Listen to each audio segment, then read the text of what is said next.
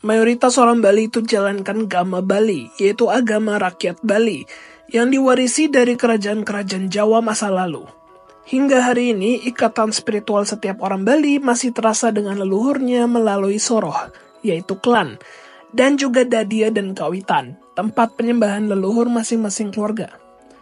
Tapi pada saat yang sama, para Brahmana atau pendeta Bali itu menjalankan agama Siwa, juga dikenal sebagai Shaiva Siddhanta, kesimpulan ajaran kesiwaan. Agama Siwa ini sama seperti yang ada di India, walaupun penampilan dan budayanya berada di konteks yang berbeda. Tetapi, mantra, etika, dan dasar-dasar ritual mereka sama. Iya, mantra yang diucapkan di Bali juga ditemukan di India Selatan pada teks-teks Saiwa. Ini yang membuat orang luar menyatakan bahwa Bali itu Hindu.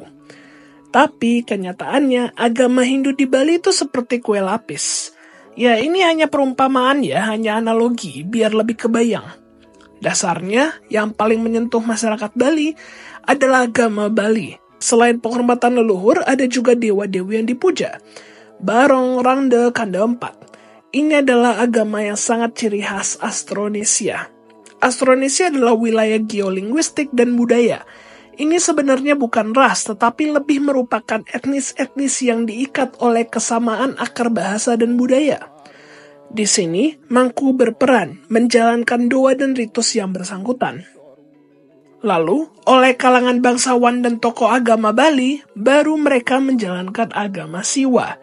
Sistem ritual dan sosial ini berasal dari kitab Saiwa agama, bukan Weda.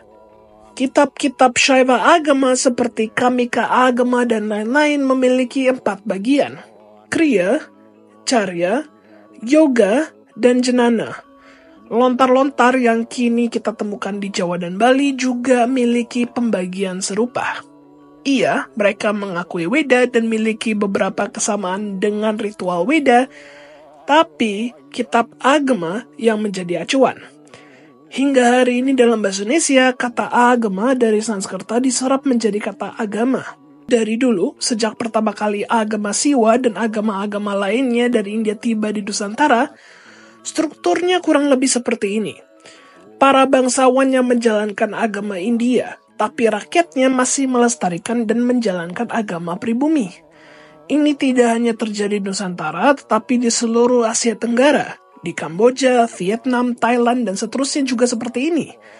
Di India sendiri, apalagi di India Selatan dan India Timur, strukturnya juga seperti ini. Jadi, ini yang unik tentang agama-agama India. Peraturan agamanya lebih dikhususkan kepada mereka yang diinisiasi, yang memilih untuk mengikuti. Di Hindu, oleh para pendeta atau Brahmana yang menerima inisiasi, yang terlahir untuk kedua kalinya oleh gurunya. Di Buddha oleh para biksu yang mengambil sumpah winaya atau peraturan biara. Di Jain juga sama oleh para biksu yang mengambil sumpah. Di Sikh juga sama pada mereka yang mengambil amerta, baru mereka bersurban dan khususkan dirinya. Orang yang tidak melakukan ini, mereka mayoritas masih menjalankan agama atau adat keturunan mereka. Jadi saat Shiva dan Buddha ke Nusantara, itu tidak berarti semua orang menjadi Siwa atau Buddha. Itu berarti agama-agama ini didukung oleh raja, dan agama-agama India ini, yang juga dikenal sebagai agama Dharma, membiarkan rakyatnya menjalankan agama atau adat pribumi mereka. Hanya mereka yang mengambil sumpah, mengambil inisiasi atau diksha, baru mereka yang taat. Rakyat biasa bebas. Tapi nantinya, oleh para penjajah dan pemerintah, lapis ketiga ditambah, yaitu kata Hindu. Ini yang menjadi lapis paling atas yang semua orang lihat. Ini menjadi alasan mengapa semua orang, termasuk orang Bali sendiri, bingung dengan agamanya.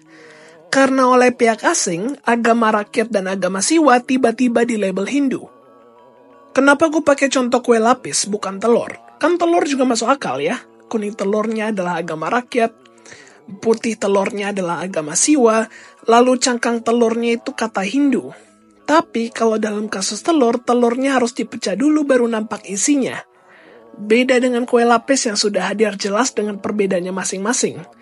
Bukan kamu mendalami label Hindu baru temukan agama Siwa, baru kamu temukan agama Tirta, tidak. Mereka berjalan beriringan. Lapisan Hindu ini adalah Neo-Hinduisme, upaya untuk mendefinisikan ulang Hindu itu apa.